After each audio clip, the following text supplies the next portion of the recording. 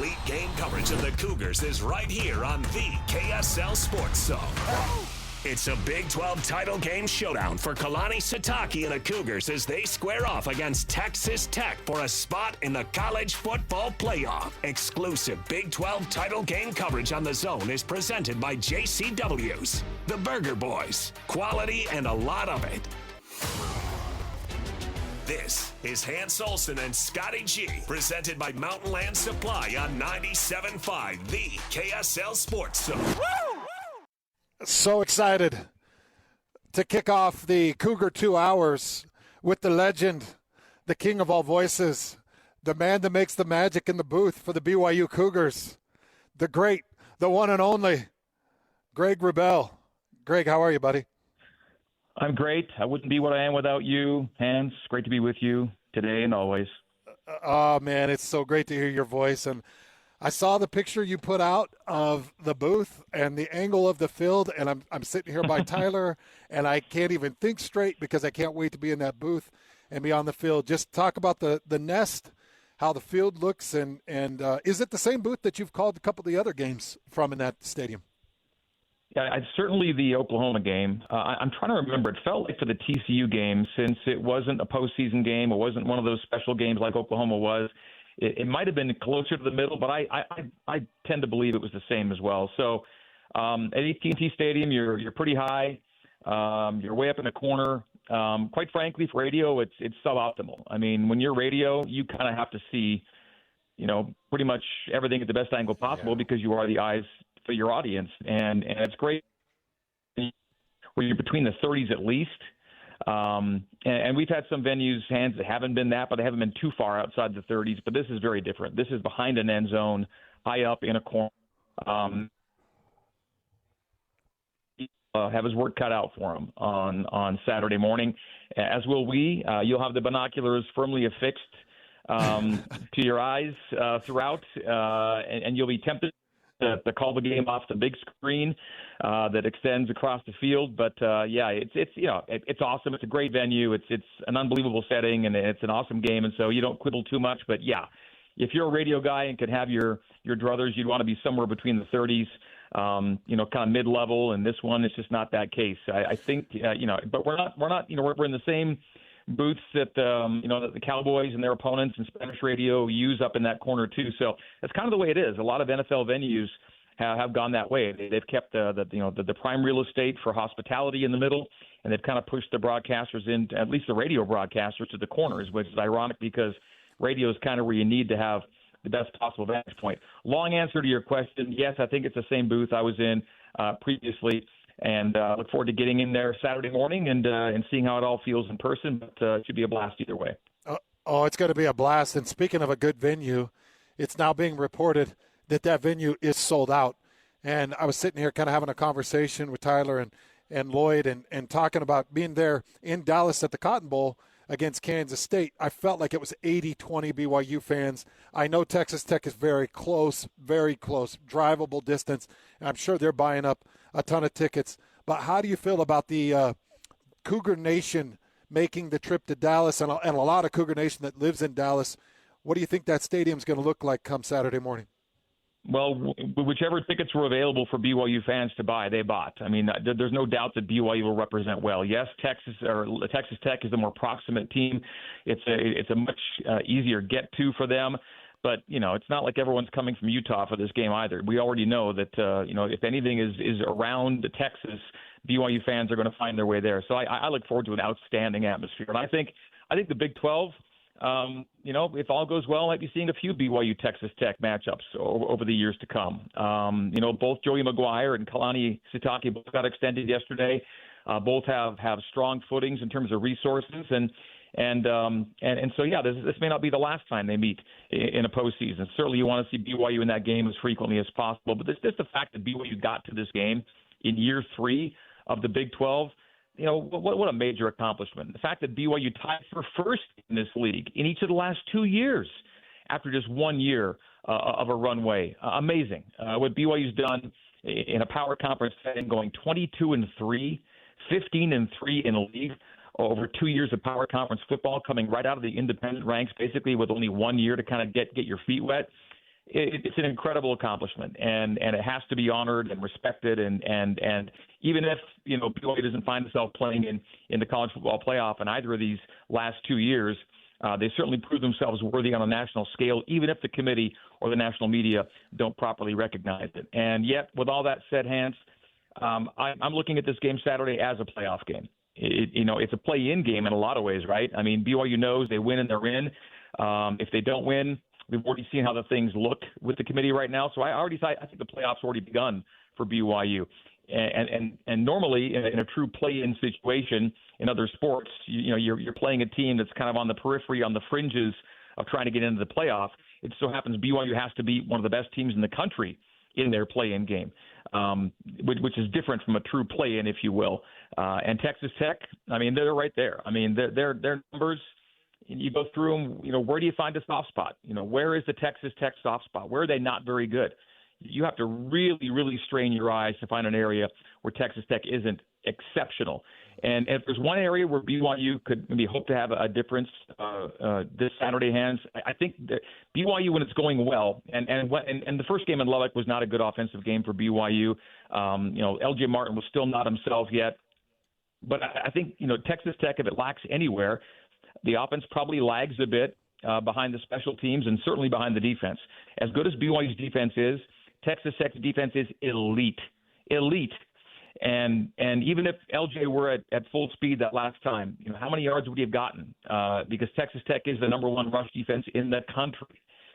So, it's as tall a task as BYU's ever going to face. And, it'll take an outstanding effort to be in the game with Texas Tech. But having been through it already, Hans, I think it gives BYU, if not an advantage, it gives BYU maybe something they can turn to that the Red Raiders can't. In that, we talked about this in postgame. Texas Tech kind of feels, well, if we just go do what we do, we'll be fine. It was good enough to beat BYU. It was good enough to beat everybody else, thump everybody else. Let's just go beat Texas Tech and we'll be fine. Let's just go be ourselves. We'll do what we do. BYU doesn't have that luxury. They can't go into it saying, let's just do what we do and we'll be fine. They've got to do something different than they did against Texas Tech a few weeks ago. And so, BYU has more motivation to do things differently and ideally better than they did a few weeks ago. LJ Martin's feeling better. The special teams, you wouldn't count on making the same kind of mistakes they made in that game, and they all came in they came sequentially so quickly and so early in that game, Hans. It really threw BYU off.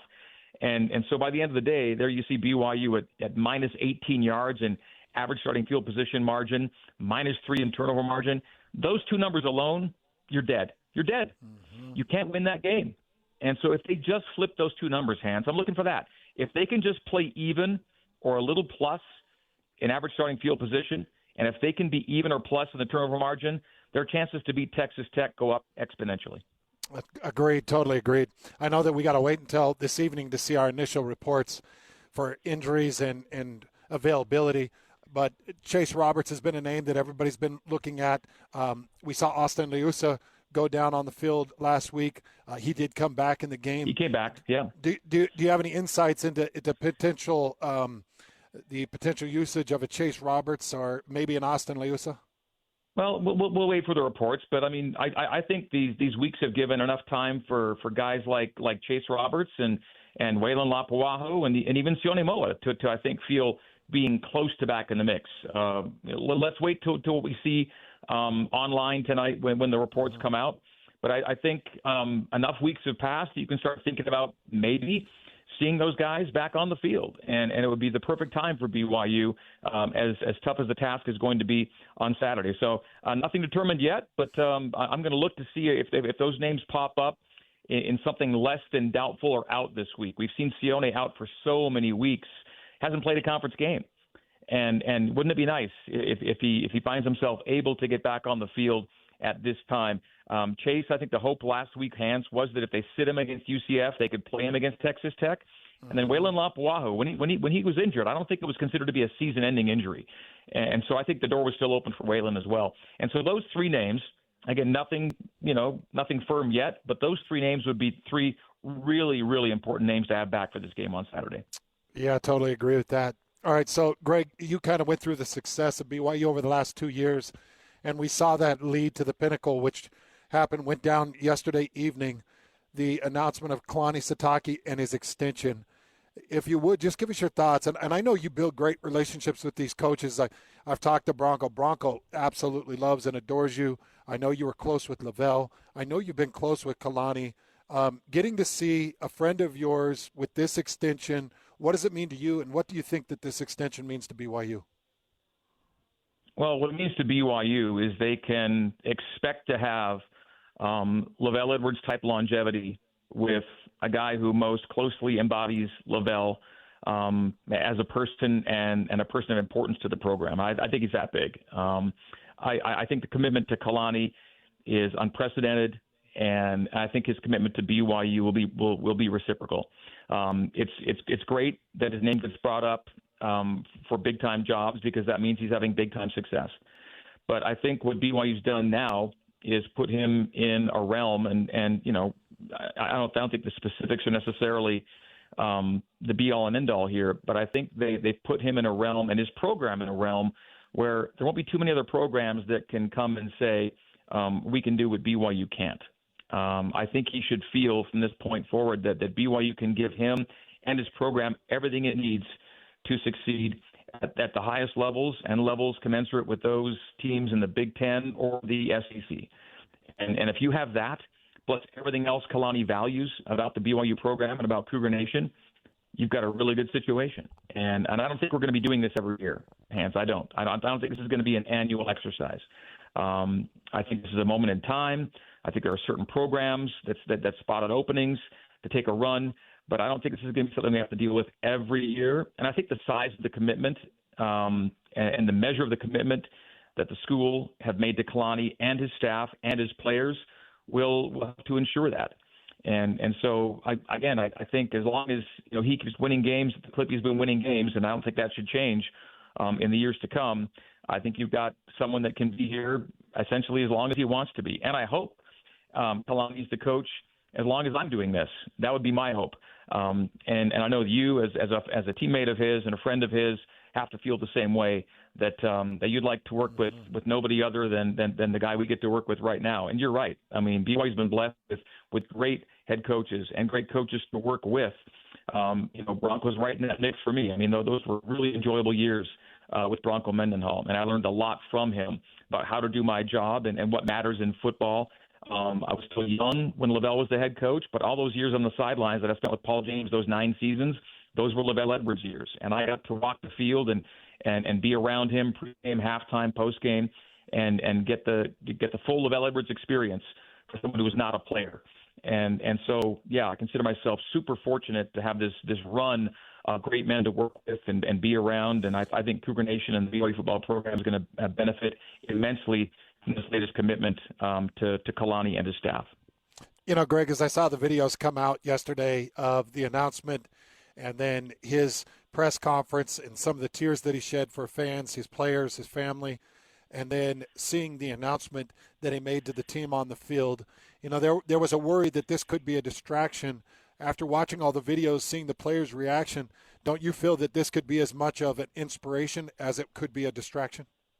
Yeah, a rallying point, right? I mean, is there a more motivated team in America than BYU right now? How could there be? You've lost to Texas Tech, so you get the chance for payback.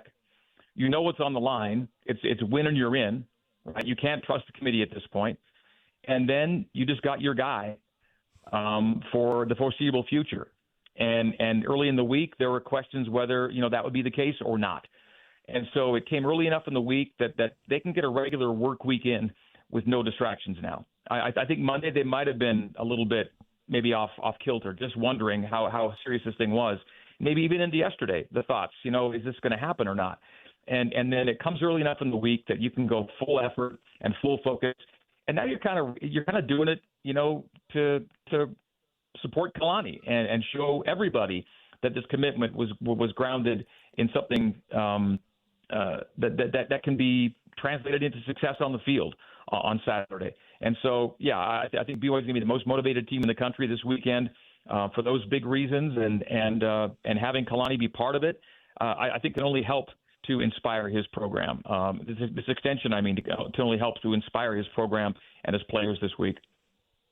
Well, I'm leveraging Greg for a 12-hour pregame and a 12-hour postgame attached to this Big 12 championship. I have not got the commitment from Matt Baiamonte yet, but I would love it, Greg. But I don't think it's 12. We're kicking things off. It'd be, 8 o'clock local?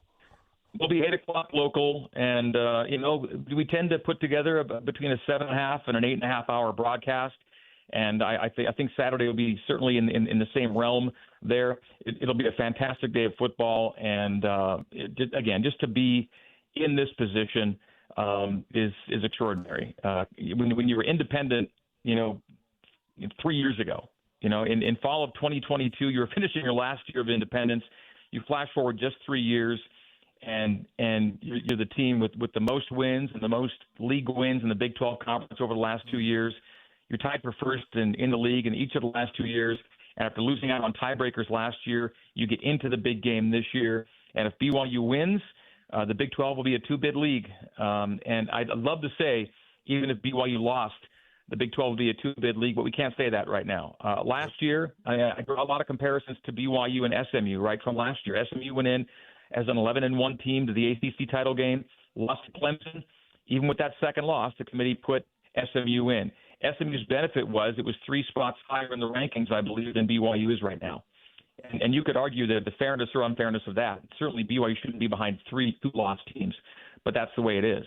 If they were where SMU was last year, they could lose this game on Saturday and still be in the field. But 1 year later, the rankings look different, and as much as I'd love to rely on the SMU precedent, we know we can't. The committee would have to do a total about-face, a total reversal to bump BYU with a loss to Texas Tech, so you can't count on it. You can't count on them. You can't count on the media. You can't count on anybody but yourselves right now. And that's the real rallying cry for BYU, Hans. It's we can't count on anybody but ourselves. We have to do it ourselves. We have to win to get in, and that's the setup. Well, I know you and I will give the effort. We'll be in the booth. We'll be calling this game. We'll start the pregame, 8 o'clock local. You get to hear Greg. You get to hear Matt Baiamonte. You get to hear myself, and take you right into the game, right into the call, and we'll bring the energy, we'll bring the insight, and we're going to have a lot of fun, Greg. Thanks for the time today. Hans, I'll see you soon. Appreciate you. Yep. We'll see you out there soon.